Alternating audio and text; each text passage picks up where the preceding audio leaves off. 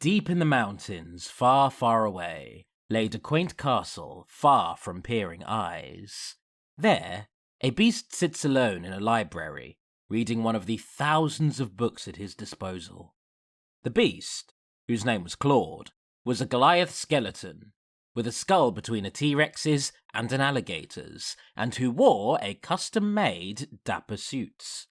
Claude was bored out of his mind, barely getting past the book's foreword. Suddenly, he received a phone call. He sighed and answered. Hello, you have reached the number of Claude Nimani. Unfortunately, I am not available at this moment. This is not an automated message. I simply do not wish to speak with you. Well, that's a shame. I suppose I'll have to invite you in person. Rattles was a jovial, playful fellow, and one of Claude's only friends, though Claude would never willingly admit it. Oh, Rattles. Well, if you're that insistent, then we might as well get it over with. What do you want? Oh, well, you see, Frackle and I went out searching and found this gorgeous forest where the autumn leaves genuinely shine, and I was wondering if you'd like to come over and blah, blah, blah, blah, Claude blah, began blah, to blah, filter blah, out blah, what blah, Rattles was blah, blah, saying, blah, blah, waiting for him to parfaits, finish. blah, blah, blah, blah.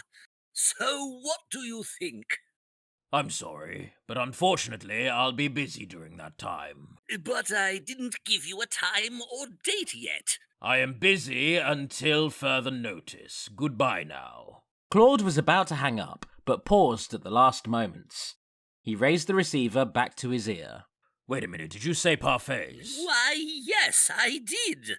I discovered this new recipe that's just absolutely delicious. You add a pinch of Claude, blah, blah, blah, blah, licking blah, his blah, non-existent blah, blah, blah. lips, exclaimed, Then I'll be there. But I thought you said you were busy. Did I say that? I meant to say I was busy, but I could just move whatever to another date. Oh, it didn't quite sound like that before. It sounded like you were quite set on your... Yes, whatever. I'll see you then. Claude hung up the phone and sat in his chair, already daydreaming about the parfaits. Wait, I don't even know when and where this is. Claude picked up the phone and dialed Rattles' number. I'll send you when and where over the phone. A tiny paper airplane flew out of the phone speaker. Claude proceeded to grab and unfold the plane. Inside were handwritten details with the time, date, and exact location of the meetup. Thanks. 2 weeks later. Deep in an autumn forest, all was still and quiet. Sunlight seeped through the mosaic of orange, red, brown, and yellow leaves. Suddenly, the silence was broken by the rustling of a shrub. A toy rabbit leapt out of the shrub, sprinting as hard as possible. The rabbit panted as its little cloth paws propelled its small body faster than ever before. Soon after running out of view, a skeletal hand wrapped around a nearby tree. As the rabbit bobbed and weaved through the trees, its pursuer took chase, dashing from tree to tree. The rabbit looked behind, seeing the dark eyes of the skeletal creature that chased after it. Large white orbs filled the creature's eye sockets. Eventually, the rabbit managed to hop out of the creature's line of sight. Then, the entity crossed a trail in the forest and slowly marched down, its footsteps not daring to make a noise. The rabbit, underneath a hollowed-out log, held its breath, unsure whether or not its chaser had left. The creature peered down from over the log. Its mouth was full of conical teeth, with 2 large cone canines. The rabbit yelped in surprise and ran through the other side of the log. It didn't take long before a rope snare caught the rabbit. The skeletal entity slowly approached the struggling rabbits. The two looked at each other, eye to eye, the rabbit practically suffocating in its own horror. The creature slowly raised its hand up to the rabbit. Then, it tapped the rabbit's nose, exclaiming Boop! in the process. Tag, you're it. He ran in the opposite direction, laughing along the way. Ugh, man. Miss Frackle, the toy rabbit, transformed into a toy snake. freeing herself from the snare before turning into a toy cheetah. She sprinted in the direction Rattles went. Rattles, noticing Frackle catching up to him, quickly climbed up a tree. Frackle ran to the base of the tree. "No fair!" shouted Frackle. But Rattles was already long gone in the canopy of the trees. Frackle transformed into a toy octopus and followed Rattles up the tree trunk. Her tentacles ripped through the leaves, mere inches separating Rattles' cream-white coat from Frackle's barrage of tentacles. But Rattles, being as quick and as agile as an Olympic gymnast raised by chimpanzees, managed to avoid Frackles' reach. However, it wasn't long until Rattles ran out of trees to jump through. As the forest cleared out into a wide opening, Rattles leapt forward into the air. Then, with the grace of an albatross, he slammed headfirst into the ground, his head buried underneath the grass. "Rattles!" shouted Frackle, climbing down in a panic, transforming back into a rabbit and sprinting to Rattles' side. "Oh my gosh! Rattles! Are you okay?" Rattles pulled his skull out of the dirt and fell on his back. Yes, dear, I'm quite fine. Oh, in that case, Tag, you're it! Frackle continued to retreat into the forest as Rattles got up and dusted off his suits. He noticed Claude sitting beside a picnic basket and blankets, the shadow of the canopy above amplifying the disgruntled look on his face. Rattles walked up to him. Hello, dear. What are you doing over here? You seem a tad cross. I'm waiting for you two to stop playing around so we can finally eat. Oh, but dear, playing around was the main reason why we came here. Did you miss that when I was giving the invitation? Claude remembered that he filtered out most of Rattles' initial invitation. Must have. Well, why don't you join us? It'd be wonderful to have a third player. Absolutely not, Rattles. I came here to enjoy brunch with you, not prance around the forest like little children. Oh, come on, you sourpuss! We're 50 miles away from any other living soul. No one will make fun of you for having fun. You'll want to talk. You might as well be the queen of being judgmental. I got it. Rattles said, snapping his fingers. Rattles took off his top hat, pulled out a mini fridge from within, and opened it, revealing 3 parfaits. I made these 3 parfaits for dessert when we finished brunch. If you manage to catch one of us, I'll let you have mine as a reward. You couldn't possibly lose, so what do you say, dear? Claude was speechless. I'll take your lack of an objection as a yes. Tag, you're it, said Rattles, gently tapping Claude's shoulder. Rattles swiftly retreats into the depths of the forest, followed by Frackle. Oh, God. Claude slowly got up and, taking in a deep breath, said, Well, if I don't find him, he'll probably end up lost in there. So Claude reluctantly entered the forest and slowly marched through the dry leaves. Rattles! Come out, Rattles! I don't want to play! He looked around the forest. The quiet fluttering of butterflies and cacophonous birdsongs filled the air. The crunching of leaves echoed from behind. Turning swiftly around, Claude saw a silhouette dash away from view. Damn it, Rattles! I forfeit! Is that what you want to hear? I'm returning to the picnic site if you don't stop playing! The crunching of leaves echoed through the forest. Claude snapped his head towards the source of the noise. Rattles was in clear view, mere feet away from Claude. Rattles swiftly pranced away in the opposite direction. God damn it! Get over here! Claude gave chase, following Rattles deeper into the forest. Suddenly, with a loud snap, Claude got caught in a rope snare. He flailed and yelled at the top of his lungs as it violently pulled him upwards. Giggling could be heard from a distance. Very freaking funny, Rattles! Eventually, his weight and violent struggle caused the rope to snap, and he fell headfirst into a pile of leaves. He lifted his head up, steam now billowing from his mouth. Rattles poked his head out from behind a tree, then swiftly ducked it back into cover after being spotted by Claude. Come here, you! Claude ran in the direction of Rattles, bulldozing the tree he was hiding behind. Rattles gracefully bobbed and weaved among the trees. In contrast, Claude angrily smashed through every tree in his way. Not even the oldest, sturdiest trees were immune to being torn in half like a toothpick by his sheer might. Finally, encountering a large ravine, Rattles climbed up into the canopy, swinging from branch to branch to cross the gap. Claude kicked a nearby tree down when he encountered the ravine, using it as a makeshift bridge. The two of them suddenly reached a river. Rattles quickly jumped from the bank onto a large rock, and then another. He promptly hopped from one to the other, flaunting his skill by twirling and flipping through the air. Claude spent no time showing off, swiftly jumping from one rock to the next, finally catching up to Rattles. Rattles soon noticed that Claude was closing the gap. In a panic, Rattles jumped to the next rock, but slipped into the water.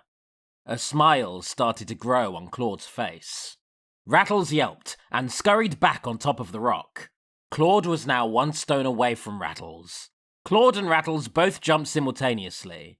Claude reached his hand out to tag Rattles, but he missed Rattles by a few inches, and instead slammed into a large stone. Rattles successfully pranced away, out of view and into the tree line. Claude trudged out of the river. At first, he trembled and ground his teeth, upset that he'd failed to grab Rattles. Then, he had an epiphany. He was actually having fun. Claude could feel his phantom heart pumping, and the adrenaline and excitement within him. He let out a chuckle, then a laugh. Oh, ho, ho, ho, ho! Ready or not, Rattles and Frackle, here I come!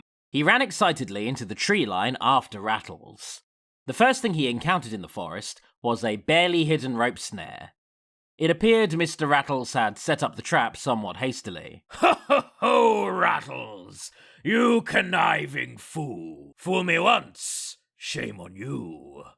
Fool me twice, shame on... With a loud snap, Claude was dragged upside down, once again, by an adjacent, much more well-hidden rope snare. Frackle poked her head out of a nearby bush and said, You gonna finish that sentence? Claude started thrashing and raving until the rope broke. Frackle let out a little Uh-oh. before ducking into the bushes. Claude ripped through the bushes into a small opening. A little white feather fell from above onto Claude's snout. Claude looked up and saw a bevy of doves looking down at him. Except for one, which stood still like a statue, almost looking away from Claude. Oh, ho, ho, ho.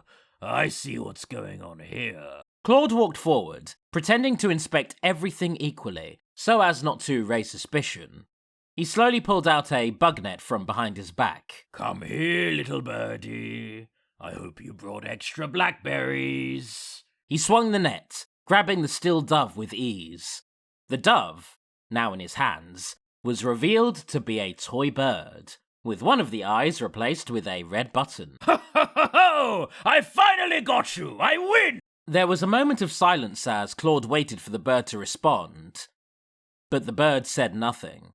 He shook the bird lightly, but it did not respond. Frackle? Stop being a sore loser and admit I'm better than you!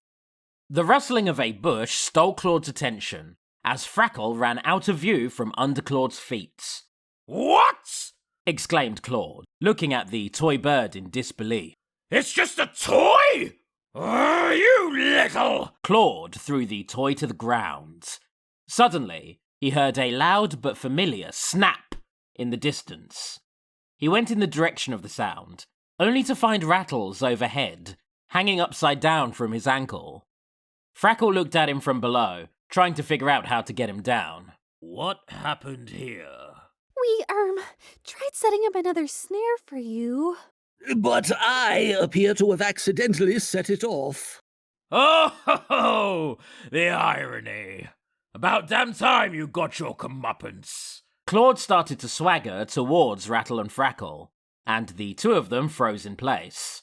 I find this to be quite fitting. Whoa! Claude fell through the ground into a large pitfall trap, which the dried leaves had covered masterfully. Rattles and Frackle laughed at Claude's misfortune. Claude sat inside the pits. Is this it? Did they win? Said Claude to himself, clenching his fists and gritting his teeth. No, I can't let it be. Rattles, this parfait belongs to me, damn it! I can't let that tricksy twat outdo me like this. Steam began to billow from every one of Claude's orifices. I refuse to lose, goddammit! Meanwhile, Frackle was almost done untying Rattles from the rope snare when she noticed the billowing steam. Hey, what's up with the steam? Oh, heavens! Dear, I recommend you speed up with untying that rope. Why? If we could die, we most likely would. Just as Rattles fell loose from the rope, Claude pounced out of the shroud. Rattles and Frackle stared at him in horror. Uh-oh. Frackle quickly fled, and Rattles twisted himself upright and followed suit, retreating up a tree for protection. Oh no, you don't! Claude uprooted the tree and shook it violently. Rattles, along with just about every single leaf, fell down to the ground. Rattles performed a backflip to dodge Claude's swiping hand. Rattles sprinted away in the opposite direction. Claude, like a feral beast, galloped on all fours. Rattles proceeded to front flip over a boulder that was in the way. Then, in classic Claude fashion, Claude punched the boulder, causing it to shatter into thousands of pieces. The two encountered a cliff far too tall and steep to climb. Rattles turned back to see Claude slowly approaching. They locked eyes, and Rattles tried to think of a way around Claude. As Claude got within a mere 10 feet of Rattles, Rattles jumped against the cliff wall into the air. But Claude intercepted him, grabbing him by the ankle and slamming him into the ground, creating a large cloud of dust. As the dust cleared, Rattles could see Claude's finger at the end of his snout. Tag! You're it! Claude got up and started laughing heartily. Oh, that's the most fun I've had with you two since ever. He groaned and fell to the ground. Oh, my poor, beautiful body. Don't expect me to do that too often. Perhaps that's for the best. Come, follow me. Rattles and Claude followed Frackle across the forest and river, revealing the path of destruction made by Claude. You destroyed more in a minute than the average logger in a day. Oh. Well, it's you two's fault that you picked a forest to play tag in. Should have picked a meadow or something. Yeah, sure. It's our fault that you're a hulking behemoth that doesn't know how to move out of the way of a tree. What are you thinking, mister? I'm thinking it's Arbor Day. Come early. Rattles did a swift twirl, changing in an instant from his cream-white suit to a set of overalls, a sweater, and a sun hat. A bucket full of an assortment of tree seeds and nuts was in one hand, and a shovel was in the other. And he begins walking. Come along, my dearies. Looks like we have a long day ahead of us. But wait, what about brunch? We'll have to put it off until lunch or perhaps dinner. I just hope I left the mini fridge plugged in. The end.